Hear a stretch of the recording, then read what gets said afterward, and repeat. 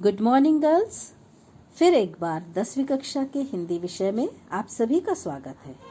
आज हम पढ़ने जा रहे हैं पाठ 6 गिरिधर नागर, जिसकी कवयित्री हैं संत मीराबाई। सबसे पहले हम संत मीराबाई के बारे में जानेंगे। आज भी कृष्ण भक्ति व श्रद्धा से भरी रचना के लिए मीराबाई का नाम आदर से लिया जाता है। वह बहुत बड़ी कृष्ण भक्त संत कवयित्री थी। तो आइए मीराबाई का परिचय देखेंगे। मीराबाई का जन्म जोधपुर राजस्थान के चोकड़ी अर्थात कुकड़ी गांव में 1516 ईस्वी में हुआ, ऐसा मानते हैं। बचपन से ही मीराबाई की रुचि कृष्ण भक्ति अर्थात कृष्ण की भक्ति करने में ही थी। मृत्यु 1546 द्वारिका जो गुजरात में है, यहाँ इनकी मृत्यु हुई। इनका परिचय देखेंगे। संत मीराबाई बचपन से ही कृष्ण भक्ति में लीन अर्थात तल्लीन मगन रहा करती थी। बाद में गृह त्याग करना अर्थात घर को छोड़ दिया था उन्होंने। गृह त्याग करके आप घूम घूम कर मंदिरों में अपने भजन सुनाया करती थी। मीराबाई के भजन और उपासना माधुर्य भाव से ओतप्रोत है। माधुर्य भाव अर्थात प्रेम से भरे हैं। आपके पदों में प्रेम की तल्लीनता समान रूप से पाई जाती है। प्रमुख कृतियां नरसी जी का मायरा, गीत गोविंद, राग सोरठ के पद, ये सारी इनकी प्रमुख रचनाएं या कृतियां हैं। पद्य संबंधी कुछ बातें देखेंगे।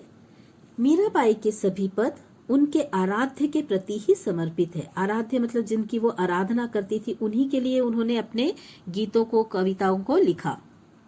आपके पदों का मुख्य स्वर भगवत प्रेम ही है। प्रस्तुत पदों में आपकी उत्सुकता, मिलन, आशा, प्रतीक्षा के भाव सभी अनुपम हैं। प्रस्तुत काव्य अर्थात गिरिधर नागर में शिरोमणि श्री कृष्ण की अनन्य उपासिका अर्थात उनकी आराधिका जो थी, आराधना करती थी मीराबाई, अपना प्रेम प्रकट कर रही है। और सभी पदों में कृष्ण के प्रति मीराबाई के प्रेम, उनकी भक्ति, उनकी उत्सुकता, उनके मिलन की आशा और उनकी प्रतीक्षा का मार्मिक या भावपूर्ण चित्रण किया गया है। पाठ 6 गिरिधर नागर, पद्य क्रमांक 1। मेरे तो गिरधर गोपाल दूसरो न कोई, जाके सिर मोर मुकुट मेरो पति सोई। मीराबाई कृष्ण की उपासना में इतनी मगन तल्लीन हो गई है और कृष्ण को ही अपना पति मानती है। और मीराबाई कहती है, इस संसार में मेरे केवल एक ही संबंधी है और वो है श्री कृष्ण। मेरे तो गिरधर गोपाल, गिरधर अर्थात गिरी का अर्थ होता है पर्वत। गिरधर का अर्थ गिरी को या पर्वत को धारण करने वाले। उसी प्रकार गोपाल गायों को पालने वाले। इस पंक्ति में मीराबाई कहती है, गिरी को या पर्वत को धारण करने वाले, गायों को पालने वाले कृष्ण के सिवा मेरा और कोई भी नहीं है। ना माता है, ना पिता है, ना भाई है, ना पति है। जाके सिर मोर मुकुट मेरो पति सोई। अपने प्रिय श्री गोपाल कृष्ण की भी एक अनन्य पहचान बताते हुए वे कहती हैं, जिनके सिर पर मोर का पंख या मोर पंख का मुकुट सजता है, वही मेरे गोपाल, मेरे पति, मेरे स्वामी, मेरे सब कुछ हैं। सोई अर्थात वही। छाणी दई कुल की कानी, कहा करी है कोई, संतन ढिग बैठी बैठी लोक लाज खोई। इसमें छाड़ी दई का अर्थ होता छोड़ देना, कुल अर्थात वंश या घराना या परिवार, खानदान हम कह सकते हैं।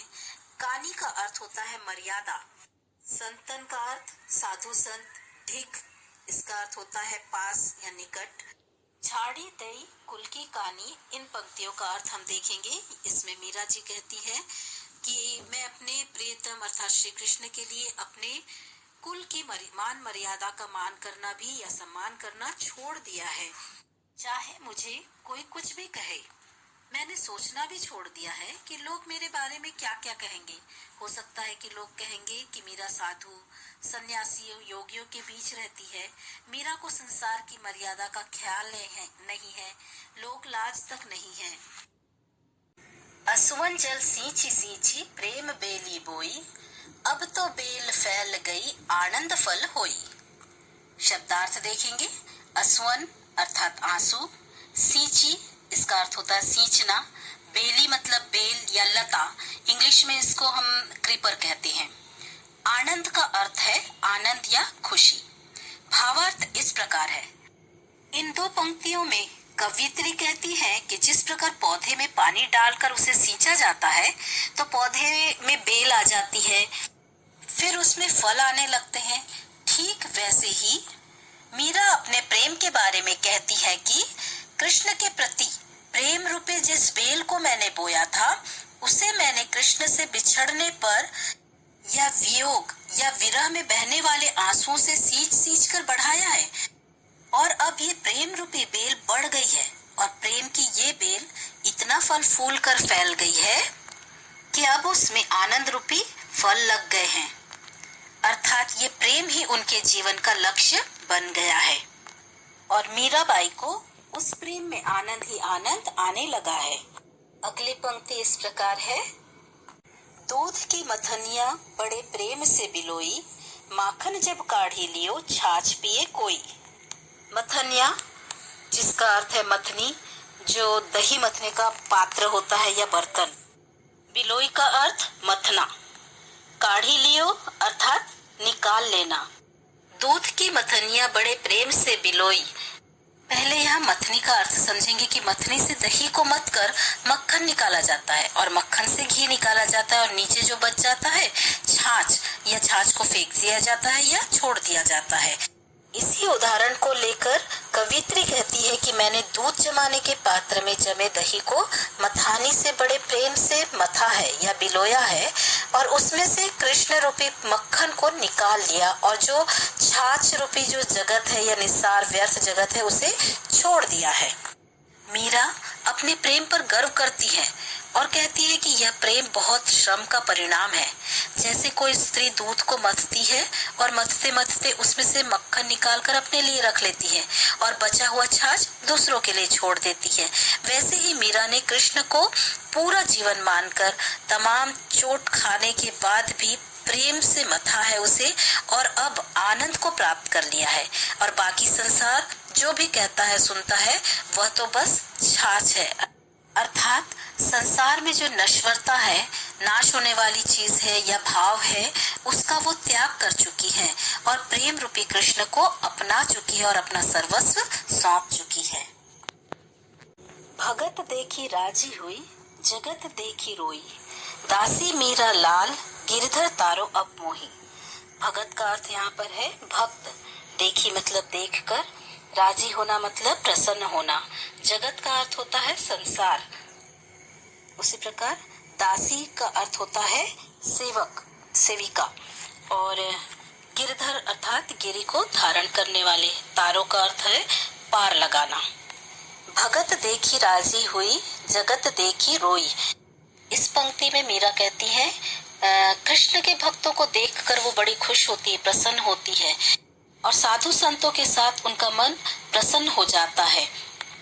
लेकिन जब वो इस संसार को देखती है तो उन्हें बड़ा दुख होता है, उन्हें रोना आता है, क्योंकि संसार के लोग जो है मोह माया में फंसे हुए हैं, उलझे हुए हैं, अपने जीवन को ऐसे ही बिता रहे हैं और संसार का व्यवहार देखकर वो रो पड़ती है, उन्हें बहुत दुख होता है। और मीराबाई कहती है दासी मीरा लाल गिरधर तारो अब मोही। यहाँ पर मीरा जो दासी है और अपने आप को सेविका मानती है, वो कृष्ण से विनती करती है और कहती है हे गिरधर गोपाल, अब आप ही मुझे इस भवसागर से पार निकाल सकते हैं। ये जो दुनिया है मुझे रास नहीं आती और विनती करती है कि मुझे इस संसार रूपी भवसागर से पार लगाओ। इस पद में मीरा का एक निष्ठ प्रेम का भाव देखने मिलता है और वो कृष्ण को ही अपना सर्वस्व मानकर गर्व महसूस करती हैं। तो बच्चों, इस कविता को आप पूरा अच्छी तरह से पढ़िए, इसका भावार्थ समझिए और इसमें बताए गए जो भी प्रश्न है आप उसको सॉल्व करने की कोशिश कीजिए। धन्यवाद।